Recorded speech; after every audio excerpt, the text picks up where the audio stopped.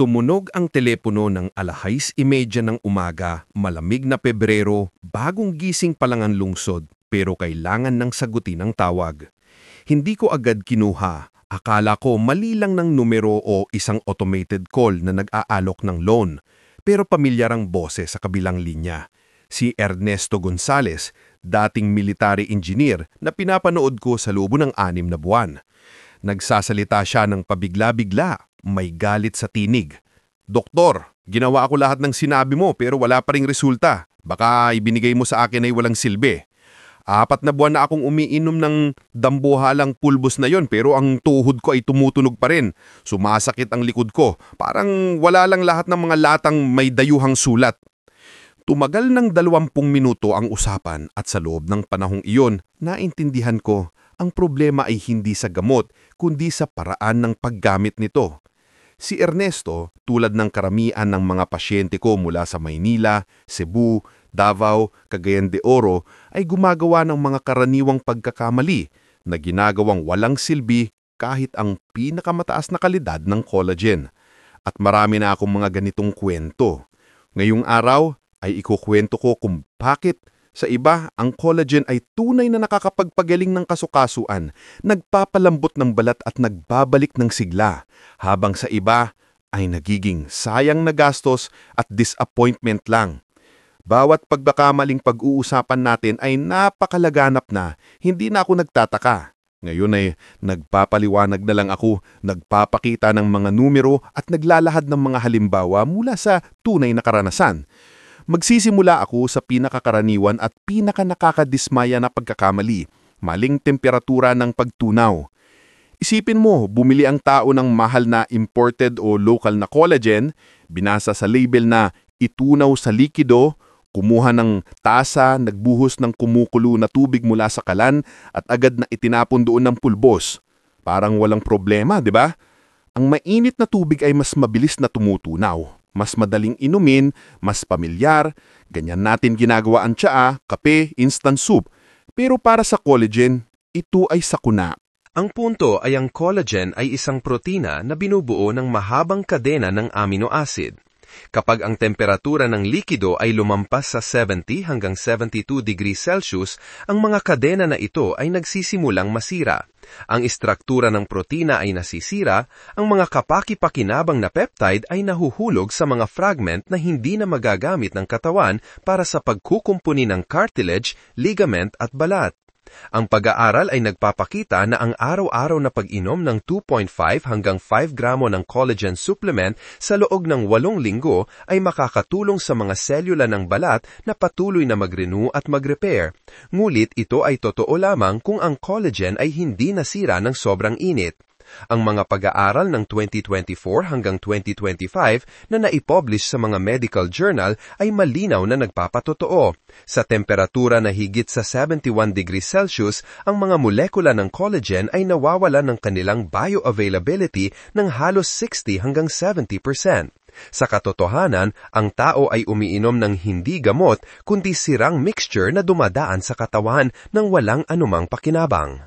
Isa sa aking mga pasyente, si Roberto Santos, taga Quezon City, isang taxi driver, 3 buwan nang nagsasama ng pulbo sa mainit na tubig na kumukulo, nagdadagdag ng pulot at kalamansi, umaasa na ang kanyang mga kasukasuan ay titigil sa pagkalikot pagkatapos ng mahabang oras ng pagmamaneho.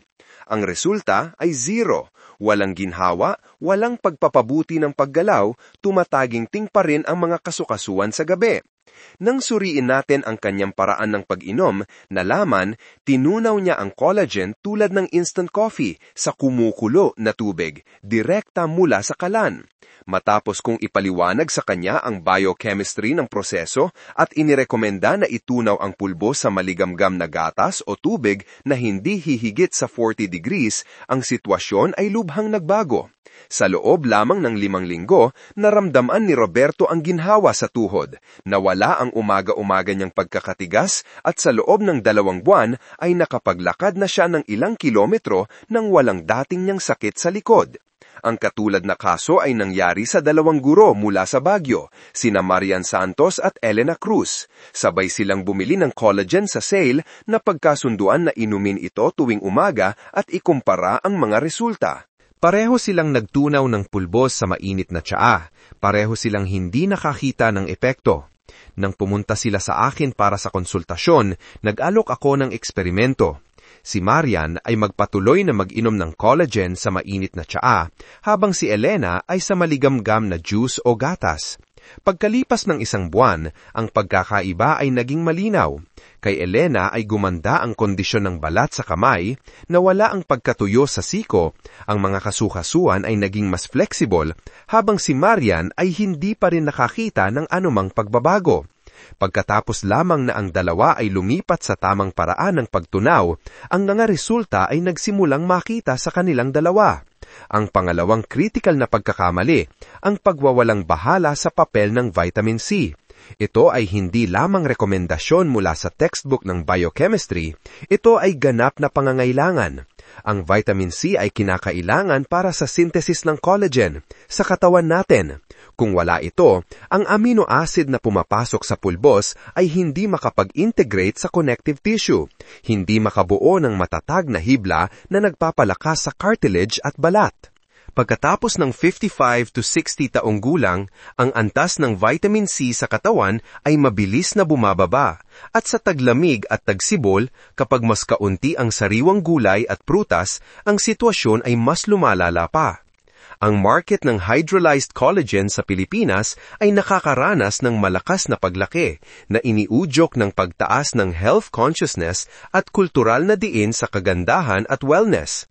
May isa sa aking mga pasyente na si Pedro Reyes, construction worker mula sa Pampanga, ang kwento ay karakter. 4 na buwan siyang tapat na umiinom ng collagen pero walang pagbabago na napapansin.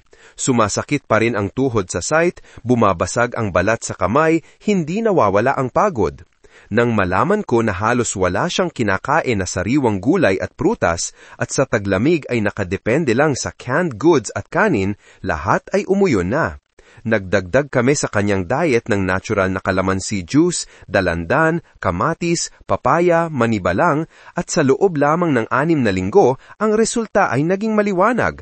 Bumaba ang sakit sa tuhod, lumabas ang ginhawa sa paggalaw, tumigil ang pagbabasag ng balat. Ang meta-analysis ay nagpapakitang may ebidensya mula sa 12 na pag-aaral na ang oral collagen supplements ay nagpapabuti ng skin moisture, elasticity at hydration. Palagi kong inirerekomenda sa mga pasyente, kung nag-inom ka ng collagen, dapat idagdag ang pinagmulan ng vitamin C. Ito ay maaaring sariwang squeeze na juice ng dalandan, kalamansi, bayabas, kahit simple lang na sinigang na may maraming gulay. Kung wala ang vitamin na ito, ang collagen ay hindi nakapag-integrate sa mga tissue. Ibig sabihin, lahat ng pagsisikap ay walang kabuluhan. Ang pangatlong seryosong problema, ang kakulangan ng protina sa pang-araw-araw na pagkain. Ito ay pambansang sakuna. Pagkatapos ng 60 taong gulang, maraming Pilipino ay kumakain ng limitado at monotonos. Almusal, kape at tinapay, tanghalian, sopas at kanin na may kaunting karne, hapunan, tsamporado o biskwit na may gatas. Sa ganitong diet, ang katawan ay hindi tumanggap ng sapat na amino acid.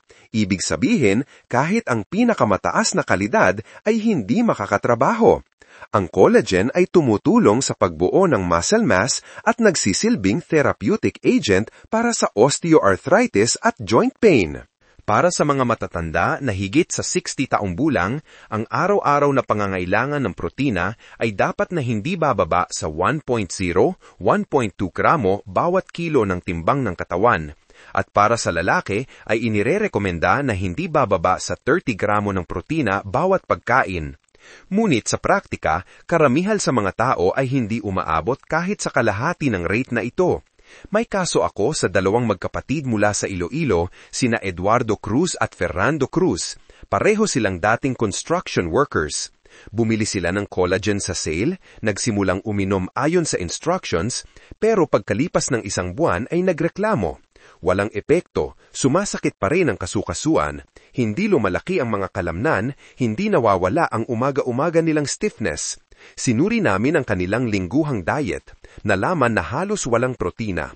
Sa isang linggo ay 2 hamburger lang, ilang itlog, minsan canned sardinas. Lahat ng iba pang pagkain, kanin, tinapay, kamote, biskwit na may tsaa. Ipinaliwanag ko, ang collagen ay hindi magic powder na aayusin ang lahat. Ito ay karagdagang construction material lamang. Kung ang katawan ay hindi tumatanggap ng sapat na iba pang amino acid, ang collagen ay hindi nag-i-integrate sa mga tissue. Ginagamit lamang ito para sa basic energy needs at inilalabas. Pagkatapos ng konsultasyon, gumawa kami ng bagong meal plan. Compulsory breakfast na may itlog at kesong puti, tanghalian na may karne o isda, hapunan na may monggo o chicken breast. Sa ika-5 linggo, naramdaman ng magkapatid ang pagbabago. Bumaba ang umaga-umaga nilang sakit sa kasukasuan, lumabas ang enerhiya para sa trabaho sa site, ang balat sa kamay ay naging mas matibay at hindi na gaanong binabasag. Sa ika-3 buwan ay walang problema na silang nakakayuko, nakakabuhat ng mabigat, nakakatrabaho sa construction site ng ilang oras, ang mga bagay na dating tila imposible. Palagi kong ipinaliniwanag sa mga simpleng halimbawa. Ang collagen ay mga brick para sa construction, pero kung walang semento, ibang protina, ang pader ay hindi magiging matibay. Ang katawan ay gumagamit ng lahat ng amino acid ng sama-sama, at kung may kulang, ang proseso ng pagkukumpuni ay bumabagal o tumitigil. Inirerekomenda ng mga eksperto na isama sa diet ang dairy products, isda, itlog, kesong puti. Ito ay madaling matunaw na pinagmulan ng kumpletong protina. Sa aking mga pasyente, inirerekomenda ko na hatiin ang protein intake sa 3 pantay na bahagi, umaga, tanghali at gabi, para ang katawan ay tumatanggap ng tuloy-tuloy na supply ng amino acid sa buong araw. Si Miguel Rodriguez mula sa Cebu, dating masinista sa factory, sinuukan ang protein plan. Sa umaga, nilagang itlog at whole wheat bread na may keso. Sa tanghalian, nilutong manok o inihaw na isda. Sa gabi, kesong puti na may prutas o vegetable salad na may munggo. Pagkalipas ng 1 buwan, napansin ng kanyang asawa. Si Miguel ay mas energetic na sa paggising. Nagsimulang maglakad ng matagal kasama ang mga apo. Nawala ang pakiramdam ng parang lanta na mga paa pagkatapos ng paglalakad. Bumalik ang lakas sa kamay. Ang ika-4 na laganap na pagkakamali, maling oras ng pag-inom ng collagen. Sa nakaraang 2 taon, nakolekta ko ang 12-12 ng survey sa mga pasyente sa buong bansa, mula Ilocos hanggang Mindanao. Halos lahat ay nagsisimula ng araw sa pag-inom ng pulbos na walang laman ang tiyan. Kaagad pagkatapos ng paggising, kadalasan ay inumin ng malakas na tsaa o kape. Sa kanila ay parang sa umaga ang katawan ay malinis, ang pag-absorb ay mas magiging mahusay, at ang mga health magazine ay nagsasabing ganyan ang tamang paraan. Sa katotohanan, ang amino acid na pumapasok sa walang laman na tiyan ay ginagamit una sa pagsuporta ng minimum energy requirements, start the engine, mag-init, i-restore ang glycogen reserve sa liver pagkatapos ng gabi. Ang natira ay napupunta sa liver nang walang pakinabang sa kasukasuan, kalamnan at balat. Ang mga pinakabagong pag-aaral ay nagpapakita na ang collagen ay maaaring inumin kapwa kasama ng pagkain at sa walang laman na tiyan. Ngunit ang sabay na pag-inom kasama ng pagkain ay maaaring mapabuti ang absorption. Ang mga datos mula sa Moscow Institute of Gerontology ng 2024-25 ay nagkukonfirma. Ang absorption ng collagen peptides ay mas mataas ng 1.8 beses kung ang pag-inom ay pinagsama sa pagkain, lalo na sa protina o carbohydrate component, lugaw, kesong puti, yogurt. Magbibigay ako ng halimbawa. Si Antonio Garcia, Honorable Railway Worker mula sa Pampanga, bago pumunta sa akin ay umiinom ng imported collagen sa umaga na walang laman ng tiyan habang nanonood ng balita sa TV. Ang resulta, disappointment at desisyon na itigil ang lahat ng supplements. Pagkatapos ng konsultasyon, nagsimula siyang tumunaw ng supplement sa mainit na gatas at kinakailangang inumin pagkatapos ng masaganang almusal o gabi na may light dinner. Paborito niyang vegetable stew na may manok. Ang mga pagbabago ay lumitaw sa 3 buwan. Nawala ang stiffness sa pagtayo mula sa sofa. Nawala ang masakit na sakit pagkatapos ng mahabang biyahe sa sasakyan. Bumanik ang sigla sa umaga, gumanda ang tulog. Ang parehong payo ay ibinigay ko sa mga retirees sa Palawan na gabi-gabi ay nahihirapan dahil sa sakit sa balikat at baywang. Ang espesyal na epekto ay napansin sa mga gumagawa ng gabi-gabi ng mainit na cocktail mula sa collagen at Yakult. 1 oras bago matulog para bigyan ang katawan ng lahat ng arsenal para sa nighttime tissue regeneration. Ang mga espesyalista sa paggamot ng age-related diseases ay nagsasabi, ang pag-inom ng amino acid sa gabi kapag ang katawan ay aktibong nagre-restore ay nagbibigay daan upang makamit ang mas mahusay na indicators sa flexibility at density ng mga tissue sa loob lamang ng 6-8 linggo ng regular na paggamit. Sa isang espesyal na bahagi ng aking mga pasyente, mga tractor driver, mekaniko, mga retired CIDG officer, ang habit na pagsamahin ng collagen sa hapon ay nagbigay ng karagdagang resulta. Bumaba ang dalas ng nighttime cramps sa legs, nawala ang pressing pain sa wrists pagkatapos ng mahabang taon ng paggamit ng tools. Bumilis ang healing ng mga sugat at bitak sa palad at talampakan. Kahit ang barangay health worker ay napansin ang positive dynamic sa mga pasyente sa aking area. Ang 6, masakit na paksa, ang kalidad ng supplement. Dito ay nakikita ko ang iba't ibang kwento. May bumibili ng pinakamura sa online shops, may bumibili sa local pharmacy ng miracle products sa golden bottle, at may nalilinang ng peking produkto. Noong 2024, ang Philippine Food and Drug Administration, FDA, ay naglabas ng Advisory Number 2024-1011 na nagbabala laban sa unauthorized collagen glutathione products tulad ng Glutathione Collagen Glow at B-Worth's Skin Whitening Capsule. Ang mga produktong ito na walang FDA registration ay tumalon sa mahahalagang safety at quality evaluation. Ang ilang collagen ay binaha ng peke sa Metro Manila mula sa low-quality gelatin na may colorants, ang iba mula sa chicken farm waste o fish products nang walang proper cleaning at sterilization.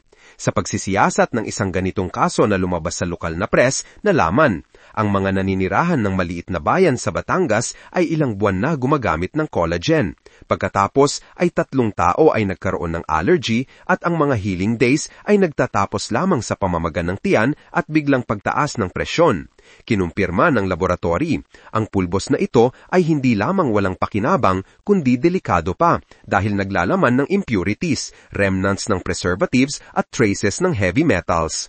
Ang quality collagen ay laging may kasamang certificates, sa composition ay hydrolysate lamang ng types 1 to 3, ang raw material, beef, marine o pork, walang artificial flavors at flavor enhancers.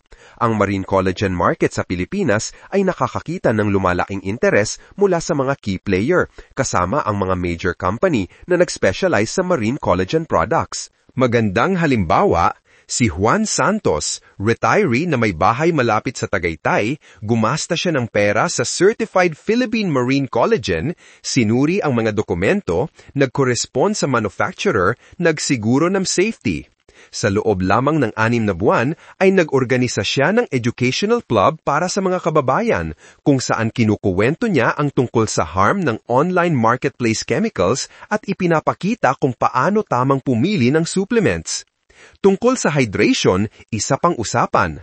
Ang aking survey sa mga matatanda na naninirahan sa Cavite ay nagpakita, mas mababa sa kalahati sa kanila ay umiinom ng higit sa 1 litro ng tubig sa isang araw. Ang dahilan, ang ugali na uminom lamang sa oras ng pagkain, paniniwala sa tsa bilang pamalit sa likido, at minsan ay hindi pagtanggap sa lasa ng tubig. Ngulit, kung walang sapat na moisture, ang collagen ay hindi magdudulot ng kahit anumang pakinabang. Simpleng nakabitin ito sa intercellular space. Ang mga tissue ay nananatiling tuyo, ang joint cartilage marupok. Ang mga pasyente na nag-set ng araw-araw na reminder sa phone at nagsanay na gumawa ng ilang higop bawat oras, pagkalipas lamang ng 1 buwan ay napansin. nawala ang pagkatuyo sa siko at sakong, tumaas ang flexibility ng likod, nawala ang buhangin sa mata sa umaga, at sa iba ay nag-improve pa ang digestion. Isa sa mga pinaka-nakakasira ng myth na kailangan kong labanan ang pag-asa ng instant result. Marami sa aking mga pasyente, lalo na ang mga lalaki, ay sanay mag-isip ng pragmatic. Kung nagbabayad ako ng malaking pera para sa pulbos, ibig sabihin ang epekto ay dapat bukas na, maximum sa loob ng 1 linggo. At kung wala, ibig sabihin lahat ito ay scam. Ang ganitong pag-iisip ay kaaway ng kalusugan at pinagmumulan ng disappointment. Regular akong nagsasagawa ng consultative meeting sa barangay health centers kung saan ang mga attendees ay veterans, dating pulis, construction workers, engineers. Sa isa sa mga pag-uusap na iyon sa Boracay ay narinig ko ang kwento ni Vladimir Santos na naghihirap sa chronic joint pain. Nagsisimula siya ng bawat bagong cycle na may pananampalataya sa himala, pero ang pasyensya ay tumatagal lamang ng 2 linggo. Hindi nakita ng pagbabago, itinago ang bote sa ilalim ng lababo. Ipinaliwanag ko na ang natural na restorative process ay nangangailangan ng oras. Ang mga pag-aaral ng Philippine rheumatologists ay nagpapakita. Ang formation ng bagong connective fibers ay tumatagal mula 8 hanggang 12 linggo, lalo na kung isa sa alang-alang ang age-related changes. Higit pa rito, ang epekto ay nagsisimula sa microscopic shifts na hindi mapapansin sa loob ng 1 linggo. At ang tunay na pagbabago sa density ng balat at flexibility ng kasukasuan ay natutuklasan lamang sa mahabang pag-inom. Ang kwento ni Boris Santiago, engineer mula sa probinsya malapit sa Davao, ay maaaring magsilbing halimbawa.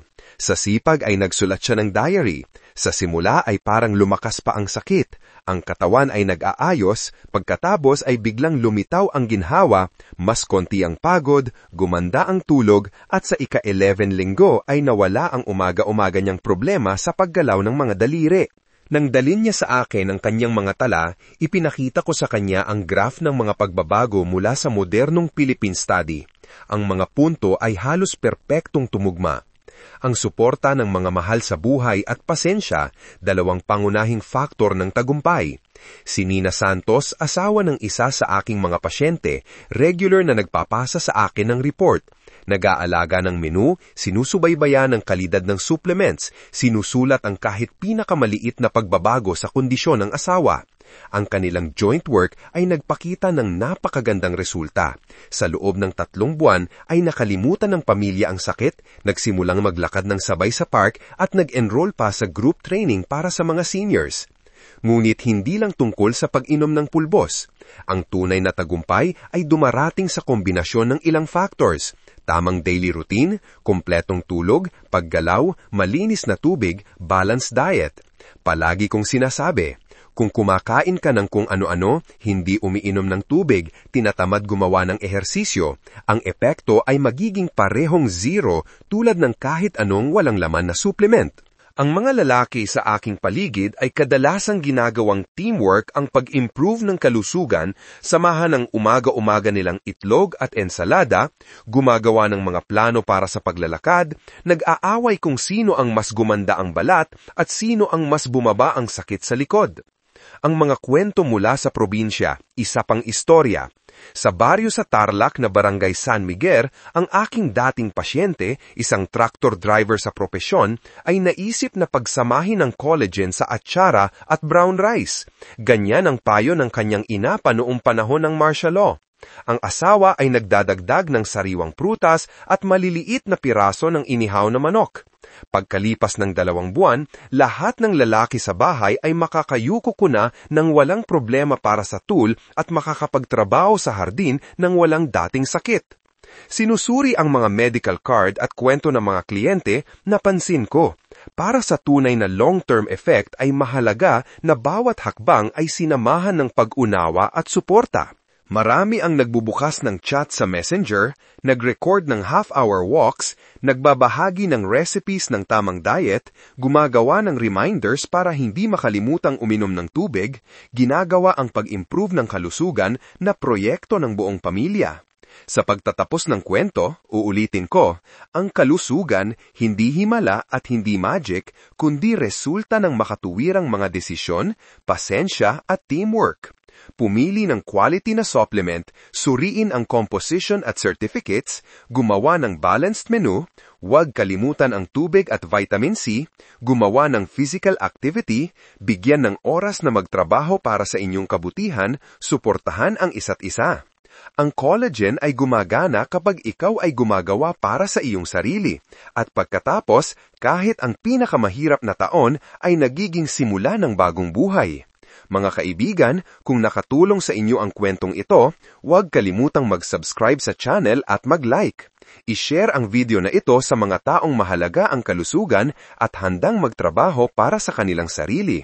Sa hinaharap ay marami pang mga kwento, konsultasyon, sariwang recipes at payo na patuloy nating pag-uusapan. Hanggang sa susunod na pagkikita.